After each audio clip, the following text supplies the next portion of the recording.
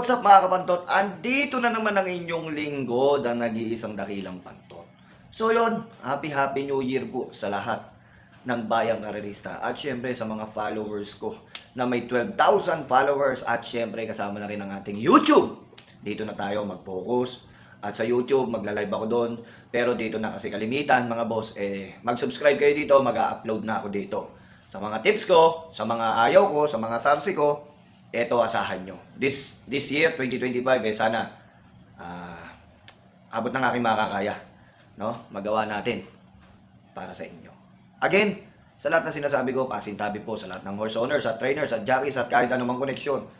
Dahil kami may karapatan at taxpayer kami, may karapatan kaming sabihin kung anong gusto namin dahil nakasaad dito ang pangalan nyo at pangalan ng kabayo nyo. At sa mga trainers naman, pasintabi din po, nakasaad din po ang mga pangalan nyo dito sa dividendaso o kopya o eskripto. At syempre sa mga inete na rin at sa mga koneksyon na rin, mga bossing ko. At pasintabi at Happy New Year. Naway sana, unang karera, itong January 3, Friday, itong 2025, itong taon, naway pumunta lahat ng kabayo at inete at trainer at may-ari ng buo sa pista at uuwi ng buo sa pista. Win or lose, keep safe, lalo-lalo na yung mga inete natin. Ride safe mga bossing ko. Again, bibigay ako ng tip. Paalala ko sa inyo ha. Ito ay giya at gabay at trace analysis. Pagdating sa karera kayo pa rin masusunod. Dahil pera nyo, isip nyo, sundin nyo. Malalaki na po kayo. Alam nyo na po ang tama't mali at may mga anak na kayo at nagkaroon kayo ng pamilya at nakabuo kayo ng pamilya. Kaya alam nyo na ang gagawin nyo. Pagpunta nyo sa takilya, kayo pa rin masusunod. Ito po, ang sinasabi ko, malaki chance ang manalo pero walang kasiguraduhan, mga bossing ko. Basta makiramdam kayo sa sinasabi ko sa bunganga ko. Okay? At magsimula na po tayo. Huwag nyo rin kakalimutan mag-subscribe dito sa aking YouTube channel kasi dito nyo makikita mga tips ko. Okay? Pati sa Facebook ko kasi follow up lang yung Facebook ngayon. Itong YouTube dito nyo na makikita to kasi busy na ako this coming month. Kaya sa mga lolo ko dyan, mga senior citizen at mga maliliit na mananaya, dito na kayo mag-focus. Mag-subscribe na kayo, hanapin nyo lang yung pangalan ko, i-search nyo lang ako dyan sa Facebook o sa Google, makikita nyo na ako, i-follow nyo ako mga boss. Yun lang, para updated kayo sa lahat ng tips ko. Again, Happy New Year din, syempre sa aking hamong tunay na walang iba. Boss Edong Jokno ko. No, tsaka sa kaibigan ko, si Daya, at si Tagulaw, Sarate, si Mark Alvarez, at marami pang iba. Kuya Jolo Mamukod ko, sila Kuya Carlo, si Birakil, Kuya King Natividad, shoutout din, Kuya Wally Manalo, ay kay Boss Dante de Salazar, madami pang iba. So yun. So again, nakabuo sila ng 7 pakarera para sa January 7. At ako'y magsisimula na, may win at take all at ang starting time is 5:30. 4-year-old and above maiden race. Ika nga nakaabot na sila ng 4-year-old, ika nga sagad na grupo na to. Kumbaga, yung mga ibang karera dito, lalong-lalo na to si Star of the Show numero 1, ang dami ng kinita nito, sa totoo lang. Kaya tingin ko dito sa Star of the Show na to, pang ano na to tingin ko lang pang negosyo talaga to. Kasi pagdating nito sa 16 to 21, walang kapanapanalo to. Depende na lang, suntok sa buwan talaga. Para sa nakikita ko lang sa nakikita ko, kaya tingin ko itong kabayo na to parang negosyo na rin. Negosyo na rin to. Siyempre, dami ng kinita niyan, dami ng tinakbo niyan sa maiden, sa totoo lang. Bawing-bawi na diyan. Catalytic, tagal din nawala nito. Ganun din. Galing din sa pahinga din to. Kabayo na to ngayon lang nakita to. Asintado, ganun din, matagal din nawala to, no? Sahib, nagkasalubong ang paa nito nakaraan. Hindi ko lang alam kung okay na siya ngayon, pero kasasakyan ni Allison yan. At syempre ito pa, si Super Angel. Medyo may kabigatan ng laban dito. Si Super Angel, Arthur's team. Na-maintain niya yan yung 1-2-6 sa karerang yan. Na-maintain niya na. Good prognosis, prognosis. Medyo may kabigatan yan. Road safety. Balak pang talunin si Tadeus na imported. So dito sa race 1 na to, walang pagkabiyahe to. Alam ko connection din ni Boss Alan Kate Castro to. Ang with honor, Mr. with honor, win with honor, road safety. So nga lang, ang inete si Lunar. LC si LC Lunar pala to, hindi si kasi dalawang lunar, LC tsaka NC, no? Ito Road safety, tingin ko naman malaki chance ang manalo nito. Maganda na tinatakbo nito. At syempre, numero 8 pa. Tingin ko naman hindi siya mauuna dito. Mauuna dito Sahib. Si Sahib talaga mauuna dito kaso medyo may kagaanan talaga kay road safety. Kaya ito, napupusoy at napupusuan ng mga clockers at kemptista at sa mga sa loob. No? Kaya siya na yung tingin natin na lamang sa lamang ito. 2 segundo agwat nito, 1.14 meron sa katawan nito. Siya na rin ang napupusuan ko mga boss. Sa mga nagtitipid, solo sa mga nagtitipid. Pero ang tingin kong kalaban, yung numero 3, asintado, pati yung numero 4, Sahib. Yun yung mga nakikita kong kalaban. In the rest, hindi ko na po alam. Basta doon ako, kung magtitipid po ako sa mga maliliit na mananaya at senior citizen, wala pong pagkabiyahe ito. Numero 8, road safety, tiyak ko laban ng pera nyo. Solo po yan, Ipanto. Race number 2 tayo.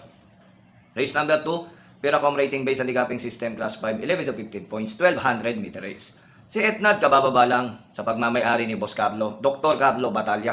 At nagkukondisyon naman ito, Julius King, Natividad, si Kuya King.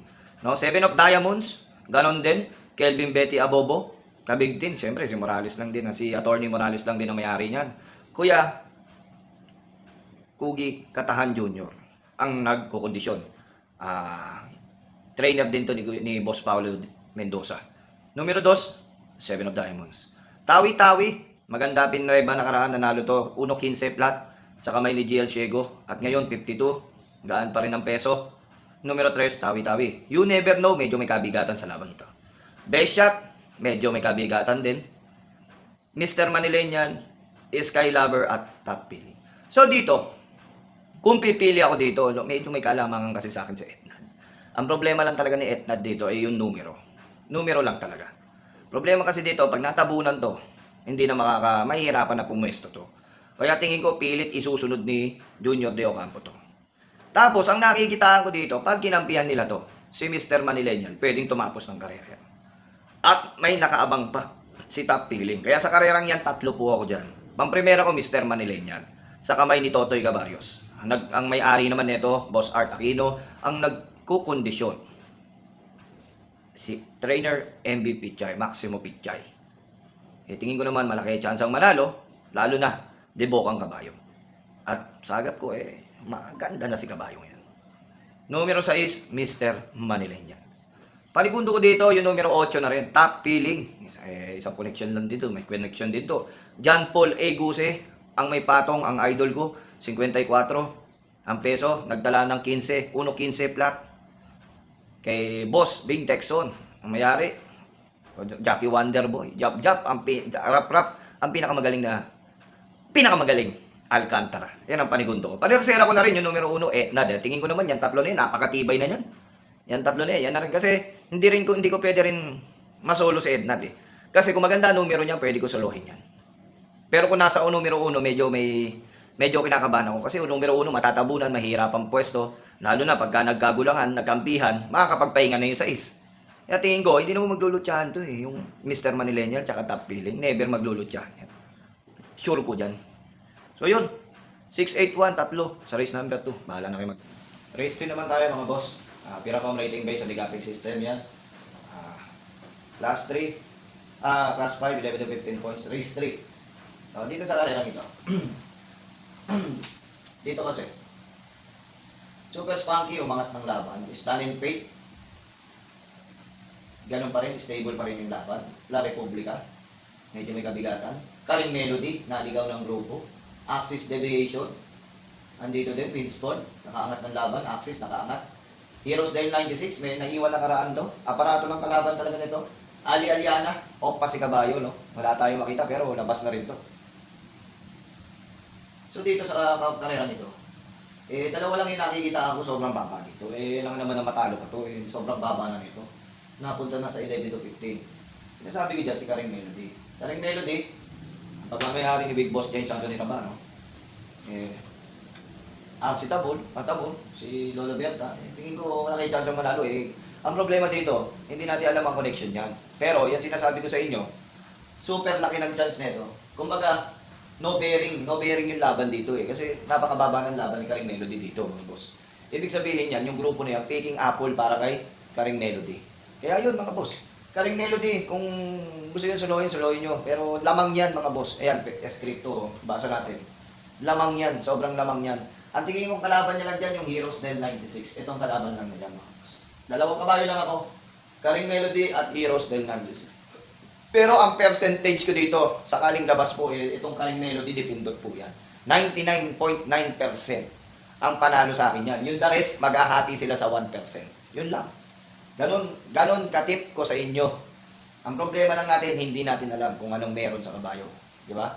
Kung anong tatakbuhin o anong odd din yan. Pero para sa akin, sobrang lamang yan.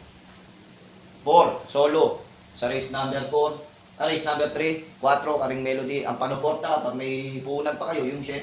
Heroes Del 96 kasi maganda na numero. Baka sakaling mailabas na maganda. So yun. Dumako tayo dito sa race number 4, pinakong rating base sa decapping system, plus 4, 1200 meter race, 6:30 PM ang starting time. 8 runners to, potential, Noble Promise, Malibu Bell, Clear Mark, Sunshine June, Limon Sudan Falls, Alson Sunrise, Golden Basser. Ito naman, super 90% para sa akin. Limon Sudan Falls mga boss. Limon Sudan Falls, hindi kalabit tong kabayo na to, ganun din. Same connection. Jeffrey Barbosa, kayo naman ang may patong. Sobrang laking chance ang manalo nito mga boss. Dipindot, lalo na yung mga kalaban puro sahog. No? Potential, pababain na to. Isang takbo na lang po ito, pababa na to. Noble Promise, ito, komento tong kabayo na to. Ito yung nakikita kong kalaban niya dito. Malibu Bell, isa rin to. Clear Mark, mabigat ang laban. Sunshine June, isang takbo na lang to, pababain na. Pupunta na sa Gisto. Golden Sunrise, ganun din to. Alson Sunrise, ganun din to. Siyempre, bababa yung mga yan. Kailangan naman ipilit pa dyan, ang bigat ng laban. Kasi sobrang lamang si Limon Sudan dito, sa totoo lang. Limon Sudan Falls, numero 6. Kaya kung ako, susuluhin ko, Limon Sudan Falls. Solo ko, Limon Sudan Falls. Yung mga nagpo-protection, isama nyo yung numero 2, Noble Promise. O yun. Yung the rest, bahala na kayo kung gusto nyo magdagdag. Pero para sa akin, Limon Sudan Falls, solo yan. Kung magpo-protection kayo, kung may puhunan kayo, pwede isama nyo na si Noble Promise. O yun. Good luck.